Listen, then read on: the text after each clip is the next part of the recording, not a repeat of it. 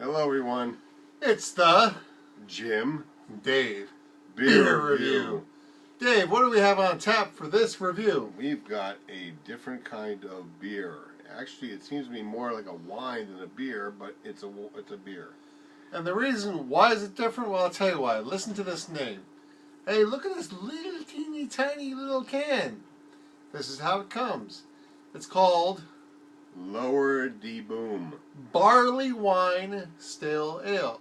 Stale Ale. First Amendment Brewery. Barley Wine Style Ale, excuse me. So this is very small, and yet handcrafted and canned by 21st Amendment Breweries. San Francisco, California. California beer. 92%. 92 IBUs. 92, that's awful bitter. 92, very bitter. 11.5 alcohol by volume. A lot of people giving this some good stuff though. 4.75 out of 5 on the Beer Advocate. Well, American style barley wine ale packed with citrusy hops. Somebody put here 8-ounce can, 2013 version, poured into a goblet. Appearance: pours a very pretty deep dark amber mahogany color. Well, let's just find out how true that is, huh? Well, hey, I think they might be onto something. This does seem to be mahogany, for want of a better adjective. Just love that word, Ed.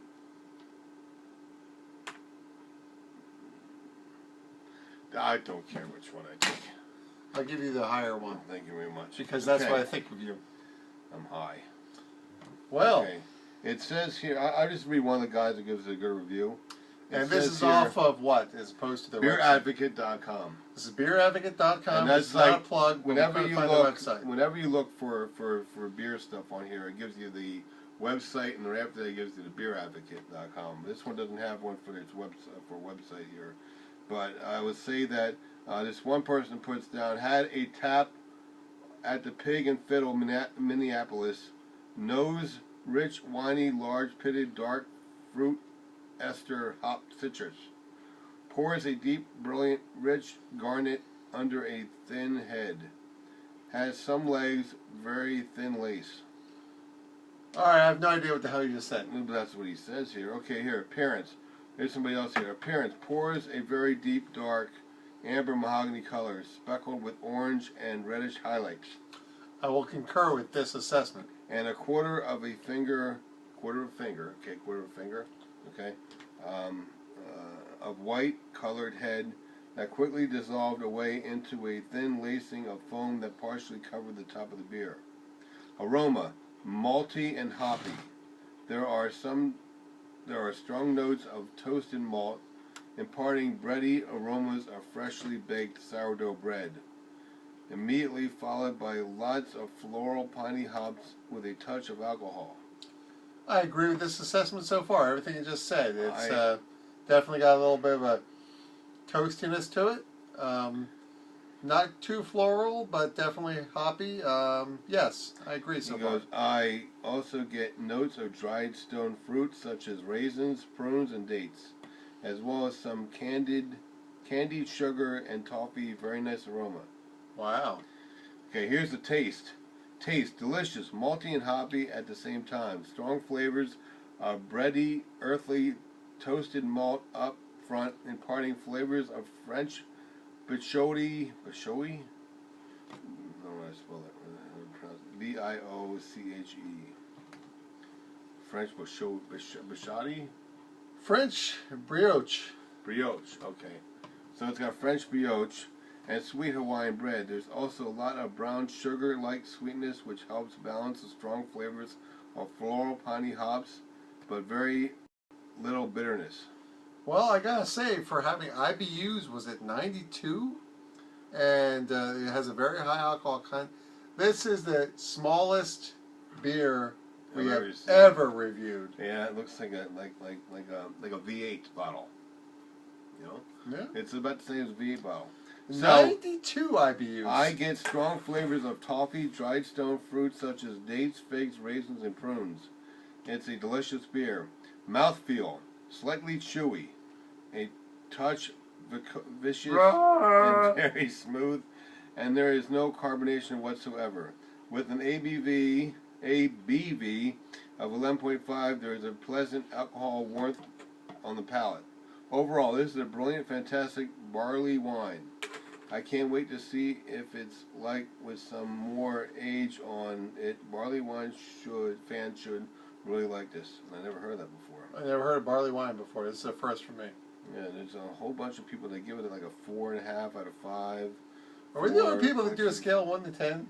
No, it's out of 5, and they give it like 4.25, 4.12. All right, fine. Well, let's find our own thing here. Okay.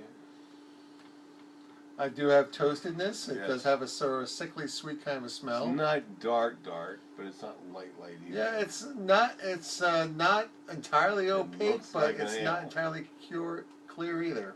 It's like an ale. It's not entirely unfiltered. It's like an It ale. does have a little toasty thing. Now we go to the most important part, which for me and Dave, being relatively newcomers to the beer review field. Not compared to half the brews I saw tonight in the beer swap you did. There's tons of beers I never saw before. It's true. And we Cheers thought to we you knew guys. something. Cheers to you too, Dave.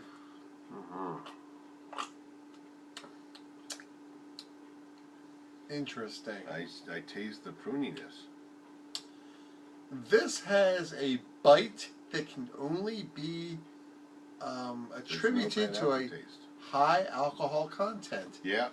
This has got some wine in it. This, in some way, well, not wine per se, but this reminds me the first time we tried one of the beers from Deschutes that had a very high alcohol content and yet was a beer. Now, this is one of the things I think will throw people the first time they try a brewed beverage that has a high alcohol content. You have that first swig and it hits you. It's like, oh my God, what is this? And it's not necessarily bad. You're not used to getting this kind of an impact on your taste buds from a brewed beverage. Wow, that's very concise analysis of the beer tasting, Jim. Well, we are professionals, and we've been being professional all night while we've been drinking. I think we've been getting more professional as it goes along. Well, we're learning, and that's the thing. I think you and I both fessed up to the fact that, hey, we're relatively new at this. We're amateurs. We don't know this Even from though that. we've been doing this for years. And as we've been doing reviews and we found more descriptive words to use, more adjectives that are appropriate, industry standard terminology, we've been trying to apply it. And again, for our education is your education. We were rookies before, and now we're into our first season as pros. Right, now we started as beer lovers. Now we're becoming professional beer advocates. And why do you say we want to do this? Well, for instance, this adds to your life. Whether you're different kinds of foods, different kinds of beverages, right kind of beer for the right kind of situation. And this particular one, I think, is, despite the fact it comes in a can, I've been always poo-pooing cans. Yeah, but cans. Holy crap, this ain't bad. And I'm having a hard time categorizing it because of the high alcohol content. I give 92. it an 8.5. 92 IB. This is the most bitter beer I think we've ever reviewed. But it's and not, yet, doesn't taste bitter. it has no bitter taste. No. How does it have a high 92 IBUs? Because it's and yet wine. it doesn't have a bitter aftertaste. It's wine. It's a barley wine, as they say. It's a wine, yeah. This poured a... Lower to boom. Barley wine, style ale. Amazing. The character is very complex. I agree 100% with what 85 out of 100. Dave was reading from the review in terms of the smell. And I met person who reviewed it was very, very on. Yeah, I'd like to meet this person because, quite frankly, I think we can learn a lot from them. Yeah, he could. But just have the taste I just had now. Yeah, boom, got the bitterness. But you know what? It is not a harsh finish at all. Somebody else puts down, from a tiny little can, this barley wine is a hazy chestnut color with a thin head. It is very dry with a lot of crispiness and resiny hops. Perfume fruit, ripe peach and orange alcoholic scents dominate the beer. The taste has malt and sugar flavors, heavy bitterness, full of rich mouthfulness. Well, I agree with everything. I don't think the bitterness is necessarily that heavy. Not that bad, no. Because we've had, earlier tonight, I think we did two or three other beer reviews. Yeah. And despite the 92 IBU rating, this doesn't strike me as being that bitter. No. Not at all. It is fantastic. This is a very complex character beer.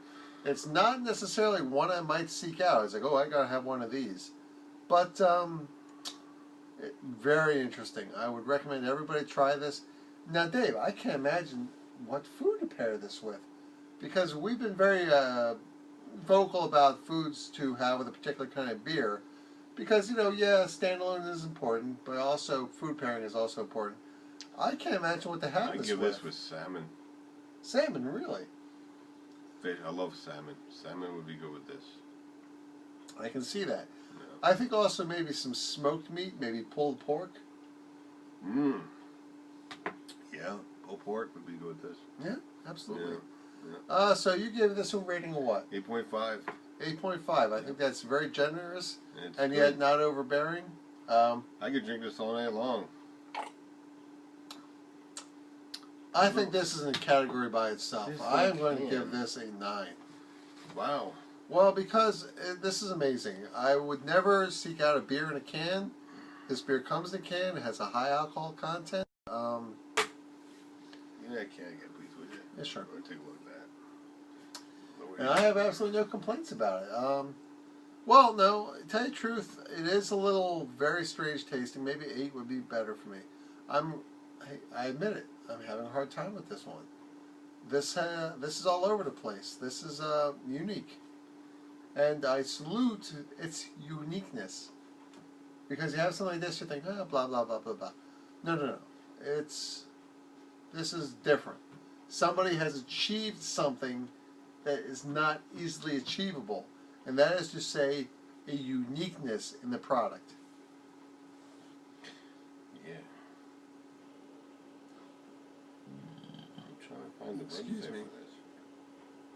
We're at 12:41, buddy. You going to add something else to it? No, I'm good. I enjoy it. I'm just trying to find the website for this, but I can't find it. All I can find is stuff for like worldclassbeer.com, beerpulse.com, beeradvocate.com. We can't find their particular website for the brewer per se. I see stuff on YouTube, but we'll have to check that out. But, try the beer. It's good. Absolutely. You know it's in a can, but most of the time when you pour a can into a glass, it tastes just as well as drinking out of the bottle. High alcohol content, Which is always cool. unique 11.5. flavor. Yes. So yeah, I think 9 and 8.5 is definitely a fair rating for myself as well. Like 40, I keep bouncing 50 forth. I say, well, it's not that tasty. Maybe it should be an 8. Uniqueness should be a 9. Dave says 8.5. 8.44 ounces. I can support 8.5 on this. 2/3 of a beer right here. Amazing.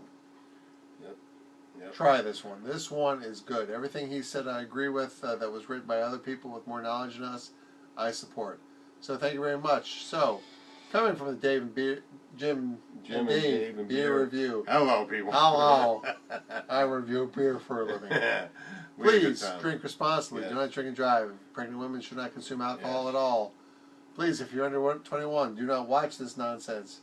You can. Subscribe to our channel. Give us a thumbs up, thumbs down. We do something we like, please tell us. We do something you don't like, please tell us. Subscribe. Yes, Feedback no, is important. Yes. We want to hear from you. We want to do a better job for all of you. Yeah, because we admit, we got a lot. Our first stuff, I watched our first 20, while some of them were funny, total crap in terms of production value. Yes. So we're working on it. Yes. So, cheers to you, Dave. Cheers to you, Jim. There we go. Oh.